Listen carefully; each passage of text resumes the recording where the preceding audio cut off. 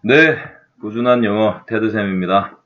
몇 번의 인트로를 찍다가 지금 실패를 했습니다. 읽다가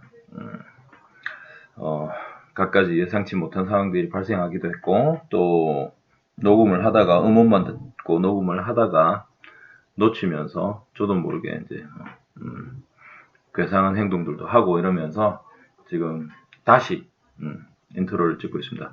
오늘 아침에 출근길에 찍어서 한 번밖에 찍지 못해서 저녁에 조금 더 해보려고 합니다.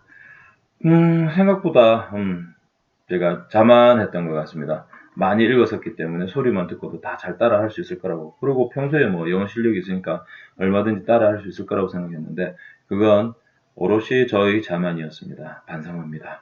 네, 겸손한 마음으로 초심으로 돌아가서 영어를 못했던 그때를 생각하면서 다시 한번 겸허하게 도전해 보도록 하겠습니다. 중간에 틀리더라도 예쁘게 봐주시기 바랍니다. 틀리면서 성장하는 거니까요. 자, 바로 도전해 보도록 하겠습니다.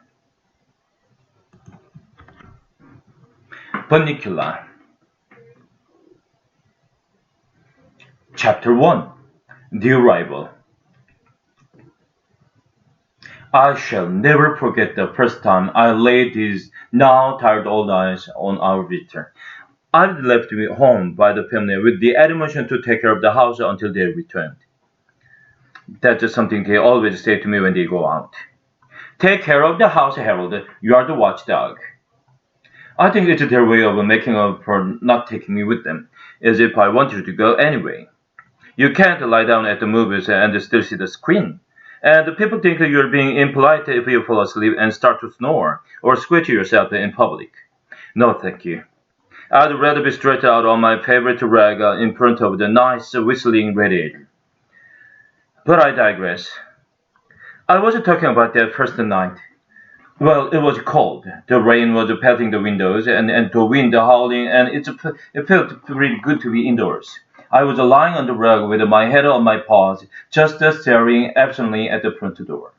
My friend Chester were curled up on a brown velvet armchair, which years ago he staked out as his own.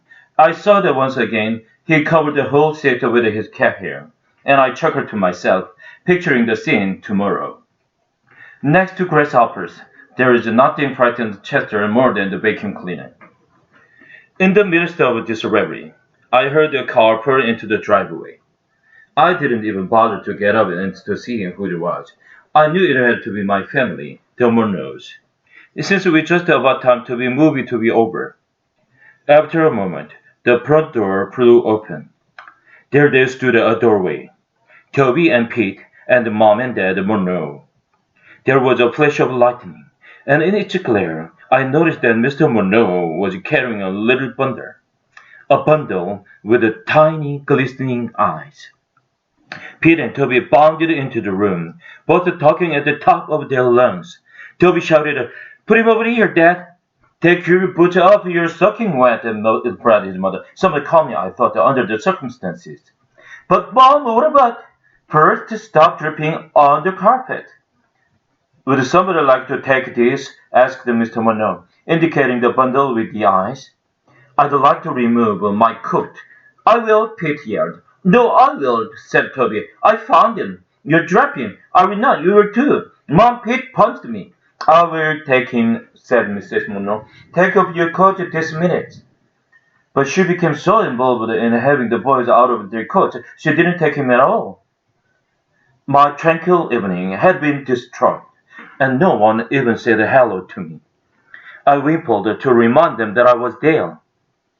"Harold," cried Toby, "guess what happened to me?"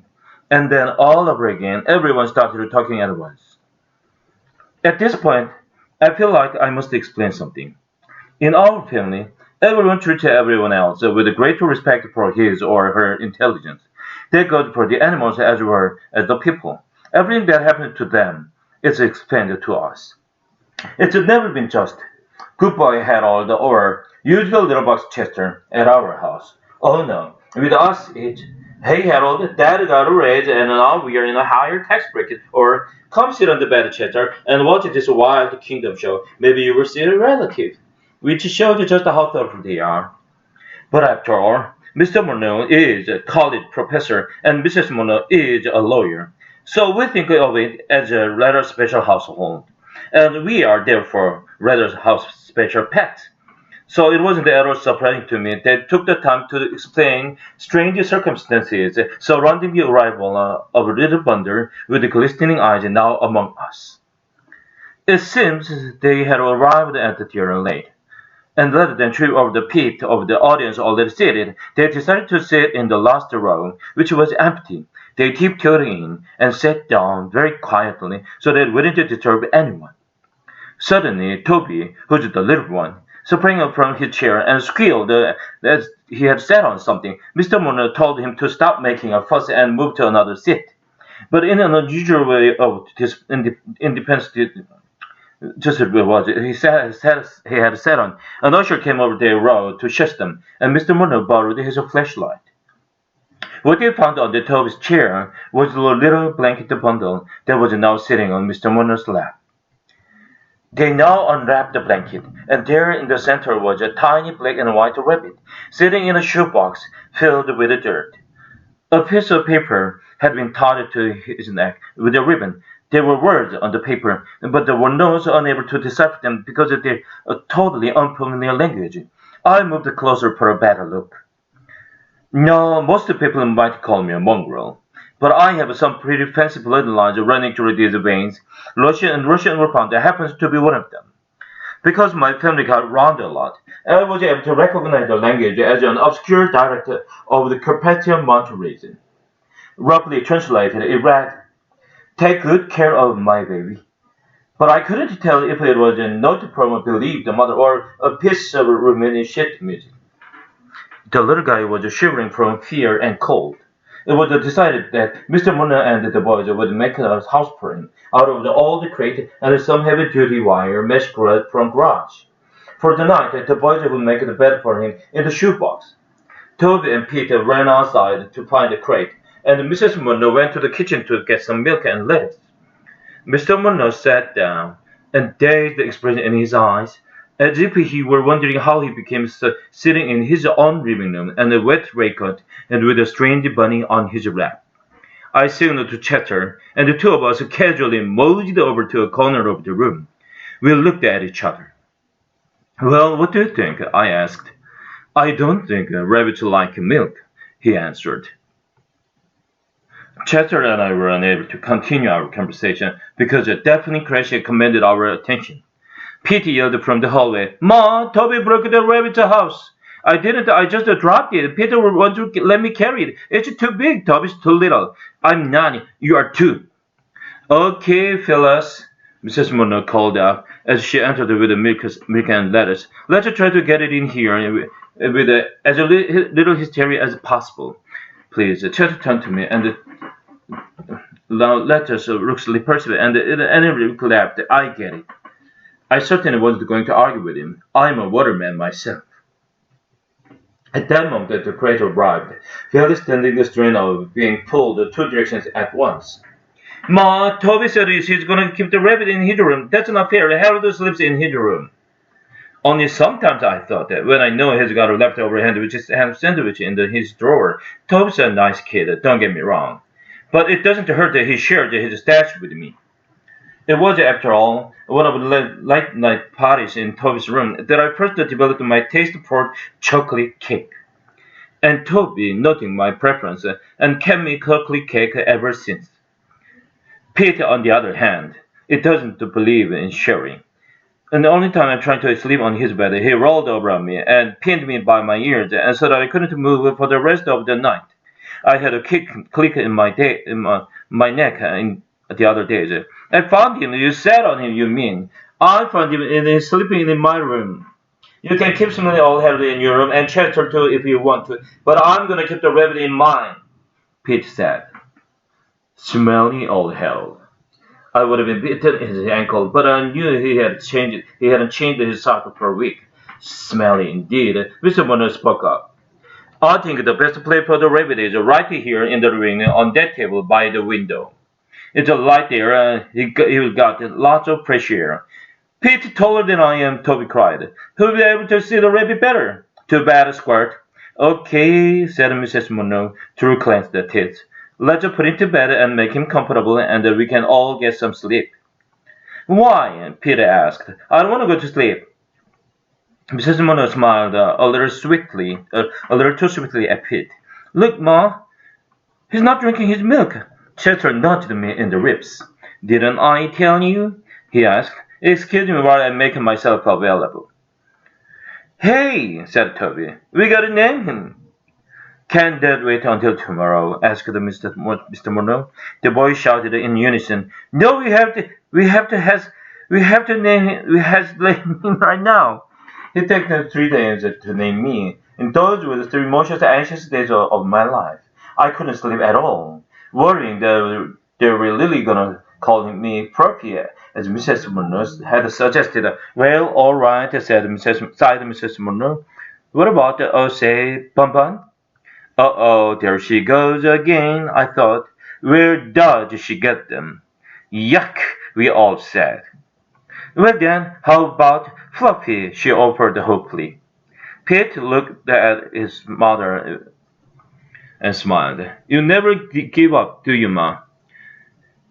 For a short time. It was rubbing against Mrs. Monroe's ankles and purring loudly. No, Chester, not now, she said, pushing him aside. He wants to help us name him, don't you, Chester? Toby asked, as he scooped him up in his arms. Chester shot me a look. I could tell this was not what he had in mind. Come on, Harold, Toby called. You've got to help him with the name, too. I joined the family where the serious thinking began. We all peeled into the box. It was the first time I had really seen him. So, this is your rabbit, I thought. He sort of looks like a Chester, only he's got longer ears and a shorter tail and a motor in his nose. Well, said Pete after a moment, since we found him at the movies, why don't you call him Mr. Johnson? There was a moment of silence. Who's Mr. Johnson? Asked Toby. The guy who owned the movie theater, Peter answered. Never seemed to like the idea. How about the prince? said Mr. Monroe. Dad, said Toby. Are you kidding? I had a dog named Prince once. He replied lamely. Prince, I thought it's a silly name for a dog. We found him in a Dracula movie. Let's call him Dracula, Toby said. That's a stupid name, said Pete. No, it's not. And anyway, I found him, so I should have to name him. Mom, you're not gonna name him. Mrs. Monroe looked in wonder at Pete. Please, Mom, please, Dad, let's name him Dracula, cried Toby. Please, please, please. And with each please, he squeezed the Chester a little harder. Mrs. Monroe picked up the bowl of milk and moved toward the kitchen. Chester followed her every movement with his eyes, which now seemed to be popping out of his head. When she reached the kitchen door, she turned back and said, Let's not have any more argument. We'll compromise. He's a bunny, and we found him at a Dracula movie, so we will call him Bunnicula. Bunnicula. That should make everybody happy, including me. What about me? Muttered Chester. I won't be happy if she puts down that milk. Toby and Peter looked at one another, and then Rabbit. Yeah, Ma, I think that name is just right. Pete shrugged. It's okay, but I get to pity. Okay, I'm gonna put the milk back to fridge. Maybe he will drink it tomorrow. What about Chester? Toby said, dropping the prantic hat to the floor. Maybe he would like it. Chester made a beeline for Mrs. Monroe and looked up at her plaintively. Oh, Chester doesn't want any more milk, do you, Chester? You've already had your milk today. She reached down and patted Chester on his head and walked to the kitchen. Chester didn't move. Okay, bedtime, said Mr. Monroe. Good night, Bunnicula, Toby said.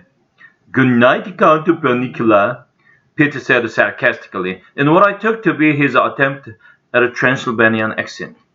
I may be wrong, but I thought I saw a flicker of movement from his cage. from the kids. Good night. I licked. Good night, smelly Harold. Good night, dumb Chester. I drooled on Pete's foot. Mom, Harold drooled on my foot. Good night, Pete, Mrs. Munro said with a great finality as she came back into the living room, and then more calmly. Good night, Harold. Good night, Chester. Mr. and Mrs. Munro went up the stairs together. You know, dear, Mr. Munro said, that was very clever. Bunnicula, I could never have thought of a name like that. Oh, I don't know, Robert, she smiled as he put her arm through his. I think Prince is a lovely name, too. The room was quiet. Chester was still sitting by the closed kitchen door in a state of shock. Slowly he turned to me. I wish they had named him Fluffy, was all he said.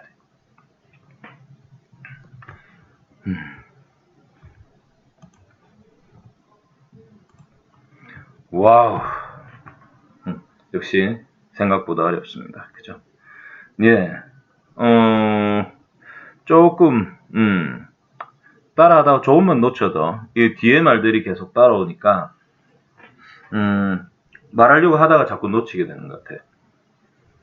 그리고 머릿속으로 생각하면서 따라 읽으니까 더 어려운 것 같아요. 오히려 소리가 들리는 대로 그대로 따라하는 게 더 빠른 것 같습니다. 소리가 들리는 대로 따라할 수 있게 된 데는 사실 이제 발음적인 부분도 있지만 책을 워낙에 이제 같은 부분을 많이 읽다 보니까 그것들이 저도 모르게 따라해지는 것 같습니다. 뭐 이런 거는 색다른 재미고 경험인데 여전히 놓치고 못 따라할 때는 답답하기는 하네요. 자, 언제쯤 되면 이게 이 증상이 나아질지 또 한번 해보겠습니다. The Arrival. I shall never forget the first time I laid these now tired old eyes on our visitor. I'd been left at home by the family with the admonition to take care of the house until they returned. That's something they always say to me when I go out. Take care of the house, Harold. You are the watchdog. I think it's their way of making up for not taking me with them, as if I wanted to go anyway. You can't lie down at the movies and still see the screen. And the people think you are being impolite if you fall asleep and start to snore or scratching yourself in public. No, thank you. I'd rather be stretched out on my favorite rug and in front of a nice whistling radiator. But I digress. I was talking about that first night. Well, it was cold. The rain was pelting the windows, and the wind was howling, and it felt pretty good to be indoors. I was lying on the rug with the head on my paws, just staring out absolutely out of the door. My friend Chester wore the color of a brown velvet armchair, which years ago he staked out as his own. I saw that once again he covered the whole seat with his cat hair, and I chuckled to myself, picturing the scene tomorrow. Next to grasshoppers, there is nothing that frightens Mr. Chester more than the vacuum cleaner. In the midst of this reverie, I heard a car pull into the driveway. I didn't even bother to get up and to see who it was, and knew it was my family. The Murners, since it was the time movie to be over. The front door flew open. There they stood on the doorway, Toby and Pete and Mom and Dad Murno. There was a flash of lightning. In its glare, I noticed that Mr. Murno was carrying a little bundle. A bundle with tiny, glistening eyes. Pete and Toby bounded into the room, both talking at the top of their lungs. Toby shouted, "Put him over here, Dad." "Take your boots off, you're soaking wet," replied his mother, somewhat calmly, I thought, under the circumstances. "But Mom, what about?" "First, stop dripping on the carpet." "Does somebody like to take this?" asked Mr. Murno, indicating the bundle with the eyes. "I'd like to remove my coat." "I will," Pete yelled. "No, I will," said Toby. "I found him." "You drop him." "I will not. Pete punched me." "I will take him," said Mrs. Murno. "Take off your coat this minute." But she became so involved in having the boys out of their coats, she didn't take him at all. My tranquil evening had been destroyed, and no one had even said hello to me. I whimpered to remind them that I was there. "Harold!" cried Toby. "Guess what happened to me?" And then all over again, everyone started talking at once. At this point, I feel I must explain something. In our family, everyone treats everyone else with the great respect of his or her intelligence. That goes for the animals as well as the people. Everything that happens to them is explained to us. It's never been just, good boy, Harold, or use the little box Chester at our house. Oh no. With us, it's, hey, Harold, Dad got a raise and now we are in a higher tax bracket. Or, come sit on the bed, Chester, and watch this Wild Kingdom show. Maybe you will see a relative. That shows how thoughtful they are. But after all, Mr. Monroe is a college professor and Mrs. Monroe is a lawyer. So we think of it as a rather special household, and we are therefore rather special house pets. So it was that surprising to me that they took the time to explain strange circumstances surrounding the arrival of the little bundle with the glistening eyes now among us. It seems that they had arrived at the theater late, and rather than trip over the feet of the audience already seated, they decided to sit in the last row, which was empty. They tiptoed in and sat down very quietly so they wouldn't disturb anyone. Suddenly, Toby, who's the little one, sprang up from his chair and squealed that he had sat on something. Mr. Monroe told him to stop making a fuss and move to another seat. But in an unusual display of independence, Toby said he wanted to see just what it was he had sat on. An usher came over to their row to shush them, and Mr. Monroe borrowed his flashlight. What they found under Toby's chair was a little blanket bundle, and now sitting on Mr. Monroe's lap. They now unwrapped the blanket, and there center is the tiny black and white rabbit sitting in the shoebox filled with dirt. A piece of paper had been tied to his neck with a ribbon. There were words on the paper, but the Monroes were unable to decipher them because they were totally unfamiliar with that language. I moved closer for a better look. Now, most people might call me a mongrel, but I have some pretty principled line running through these veins, and Richard Morpont happens to be one of them. Because my family got around a lot, I was able to recognize the language as an obscure dialect of the Carpathian Mountain region. Roughly translated, it read, "Take good care of my baby." But I couldn't tell if it was a note from Bereaved Mother or a piece of Romanian sheet music. The little guy was shivering from fear and cold. It was decided Mr. Monroe and boys were making a house print out of the old crater ends with some heavy-duty wire mesh from the garage in the shoebox. Toby and Pete ran outside to find the crate, and Mrs. Monroe went to the kitchen to get some milk and lettuce. Mr. Monroe sat down, and dazed expression in his eyes, as if he were wondering how he became sitting in his own living room and the wet raincoat with a strange bunny on his lap. I signaled to Chester, and the two of us casually moseyed over to a corner of the room. We looked at each other. "Well, what do you think?" I asked. "I don't think rabbits like milk," he answered. Chester and I were unable to continue our conversation because a deafening crash commanded our attention. Pete yelled from the hallway, "Mom, Toby broke the rabbit's house." "I didn't, I just dropped it. Peter wanted me to carry it. It's too big, Toby's too little. I'm not, you are too." "Okay, fellas," Mrs. Monroe called out as she entered with milk and lettuce. "Let's try to get it in here with as little hysteria as possible, please." Chester turned to me and said under his breath, "That lettuce looks repulsive, and there's any milk left, I get it. I'm a waterman myself." At that moment the crate arrived, barely standing the strain of being pulled two directions at once. "Ma, Toby said he's gonna keep the rabbit in his room. That's not fair. Harold sleeps in his room." Only sometimes, I thought, when I know he's got a leftover ham sandwich in his drawer.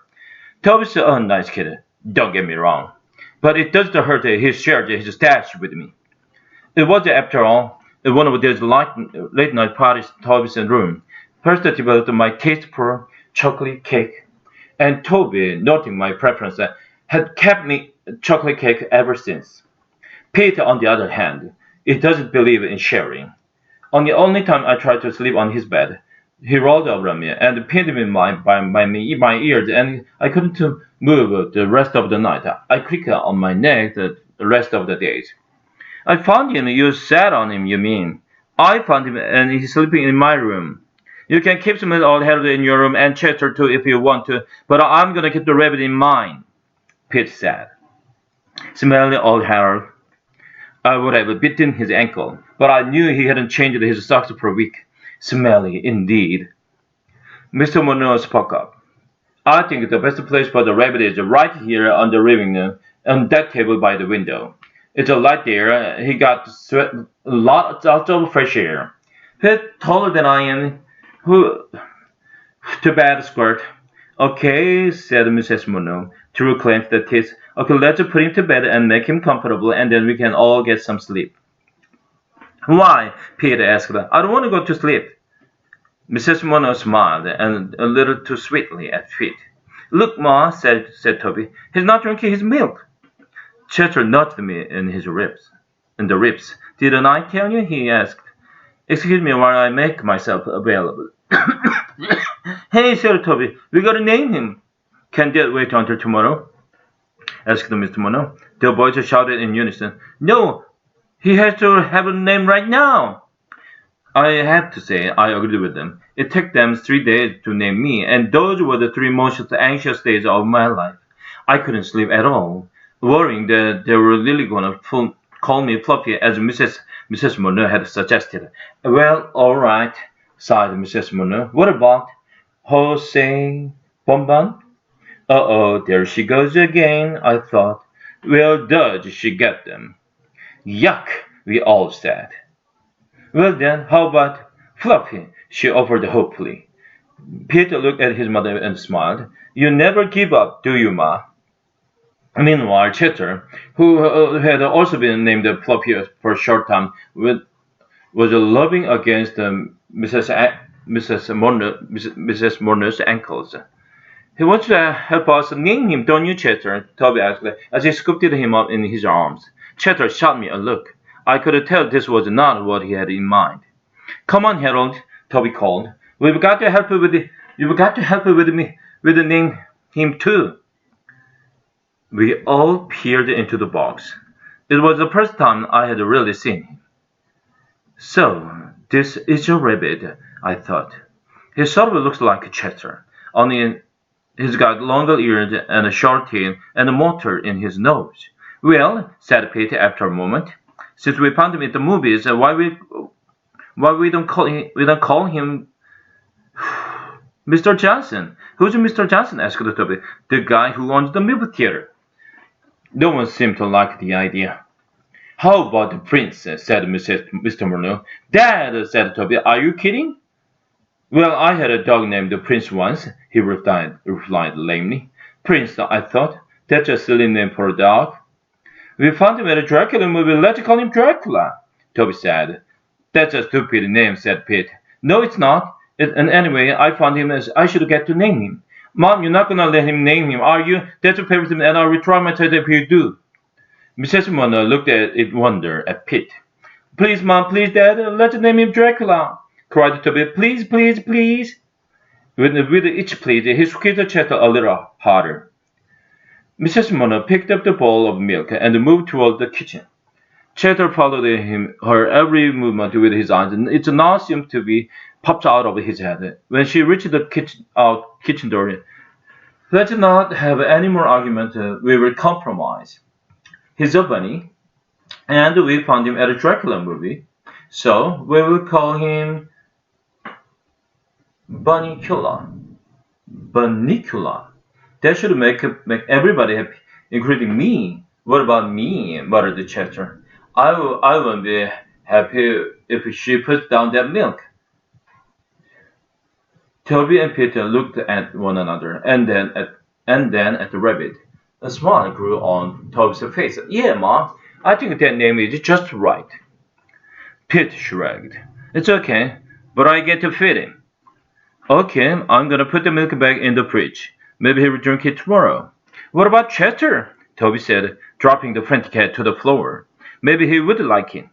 Chester made a beeline for the Mrs. Monroe and looked up at her plaintively. Oh, Chester doesn't want any more milk, do you, Chester? You've already had your milk today. She reached down, patted Chatter on his head, and walked into the kitchen. Chatter didn't move. Okay, bedtime, said Mr. Monroe. Good night, Bunnicula, Toby said. Good night, Count Bunnicula, Pete said sarcastically, in what I took to be his attempt at a Transylvanian accent. I may be wrong, but I thought I saw a particular movement from the cage. Good night, Harold. Good night, Chatter. I licked Toby good night. Good night, Smelly Harold. Good night, dumb Chatter. I drooled on Pete's foot. Mom, Harold drooled on my foot. Good night, Pete, Mrs. Monroe said with great finality as she came back into the room. Good night, Harold. Good night, Chet. Mr. and Mrs. Monroe went up the stairs together. That was very clever. But Nicola, I could never have thought of a name like that. I think Prince is a lovely name too. The room was quiet. Chatter was still sitting by the closed kitchen door in a state of shock. Slowly he turned to me. I wish they had named him Fluffy, was all he said.